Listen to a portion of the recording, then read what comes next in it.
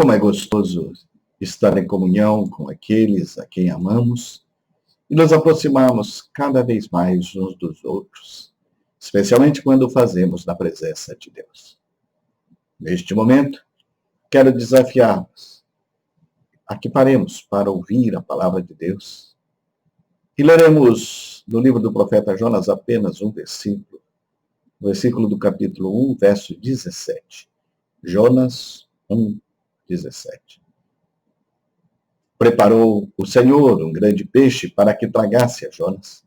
E esteve Jonas 3 dias e 3 noites no ventre do peixe. A história do profeta Jonas é uma história conhecida de todos nós. Jonas foi enviado do grande peixe a fim de preparar o seu sermão para Nínive. São João da Cruz, um cristão do passado, ele escreveu um livro cujo título era A Noite Escura da Alma. Neste livro, ele escreve o processo da provação pela qual o cristão passa e na qual ele se vê completamente sozinho e sem forças. É a agonia profunda da alma, o vale da sombra da morte, por onde todos os cristãos ao longo da existência têm de passar. E essa foi a experiência de José antes de ser exaltado por Deus, foi a experiência de Moisés no deserto, foi a experiência de Davi perseguido por Saul, a experiência de Jó, a experiência de Jesus no Getsêmani, principalmente no período entre a morte e a ressurreição. Também foi a experiência de Jonas, 3 dias e 3 noites no ventre de um grande peixe. C.S. Lewis, um grande cristão do século passado, ele disse: Deus sussurra em nossos ouvidos por meio do nosso prazer e fala-nos mediante a nossa consciência, mas clama em alta voz por intermédio da nossa dor. Este é o seu megafone para despertar o mundo surdo. Repetindo a parte final. Deus clama em alta voz por meio da nossa dor.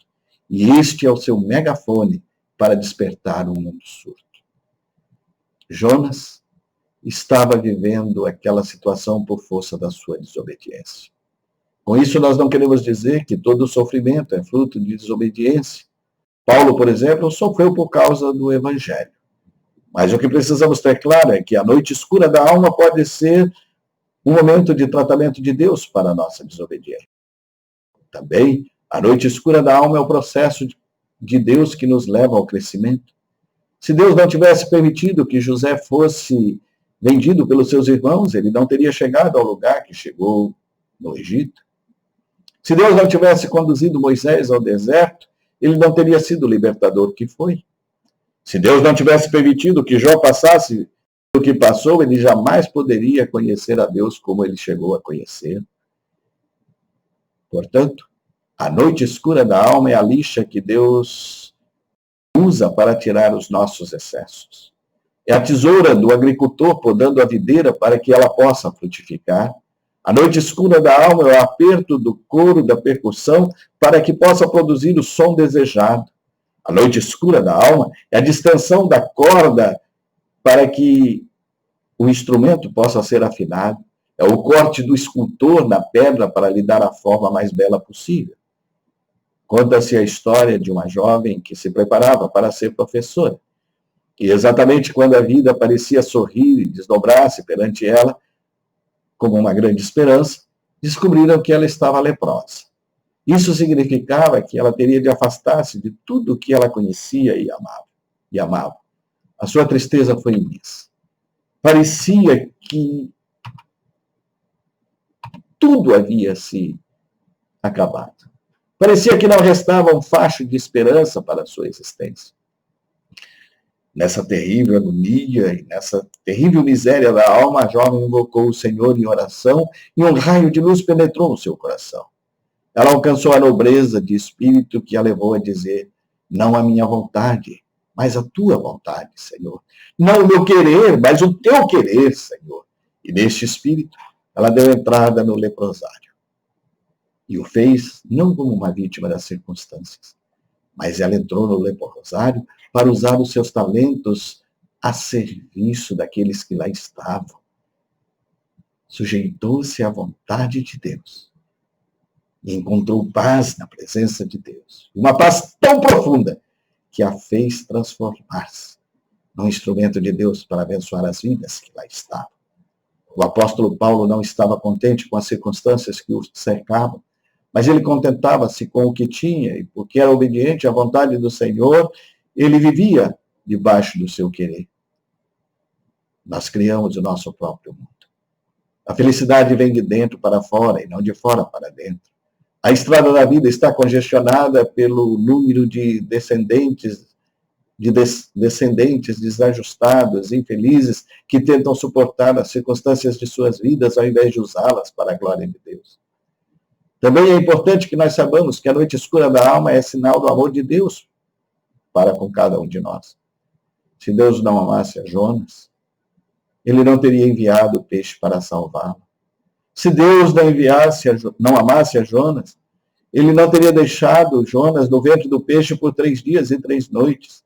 Deus só disciplina quem ama. O Pai só disciplina os seus filhos. Através do sofrimento, ele está dizendo que quer nos aperfeiçoar, que quer nos moldar, que quer fazer com que nós cresçamos, porque nos ama e nós somos objetos do seu cuidado.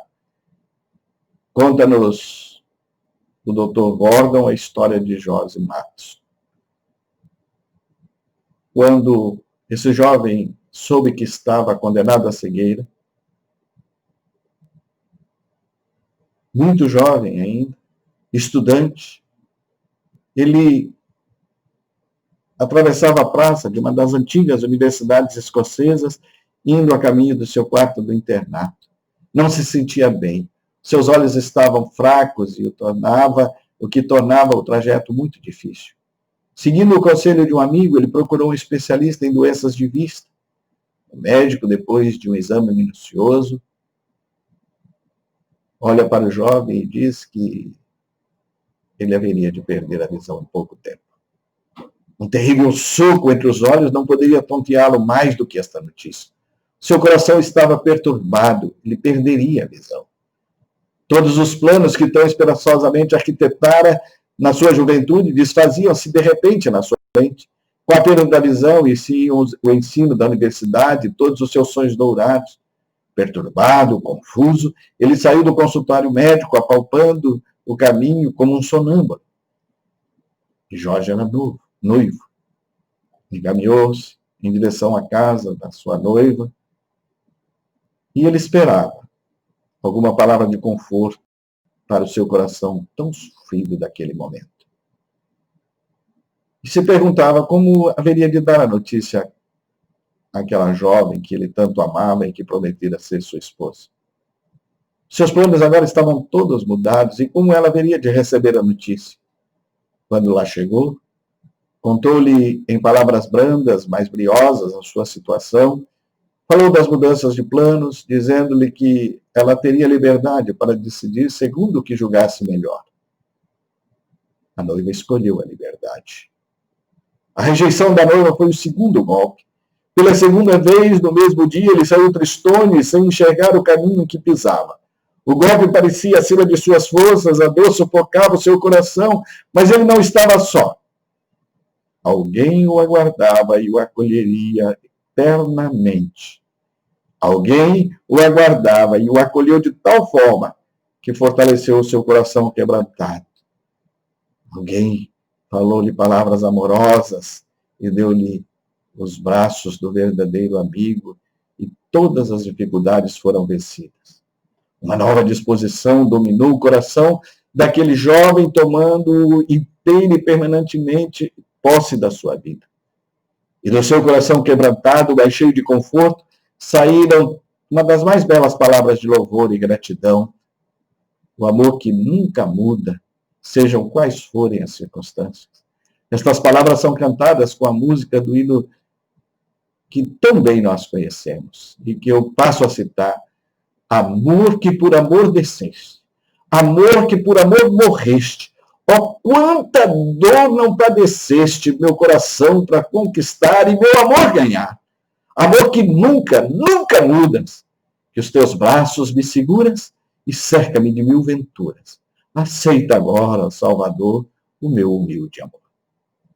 A escura da alma é o meio pelo qual Deus nos revela que só Ele pode fazer raiar um dia novo e radioso em nossa vida. Quando a nossa vida está em situação de calmaria, nós nos esquecemos de Deus que cuida da nossa vida até nos mínimos detalhes, como um fio de cabelo. E aí, nós passamos a confiar mais na nossa capacidade, nas nossas possibilidades, até que Deus nos leve a uma situação e, novamente, compreendamos que somos inteiramente dependentes dele. Com isso, nós queremos trazer algumas aplicações práticas para as nossas vidas.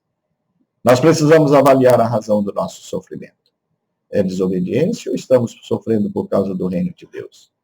Seja quais forem as circunstâncias, nós precisamos louvar a Deus porque estamos sendo tratados por Ele e que, por sabermos que esse processo vai produzir em nós um crescimento.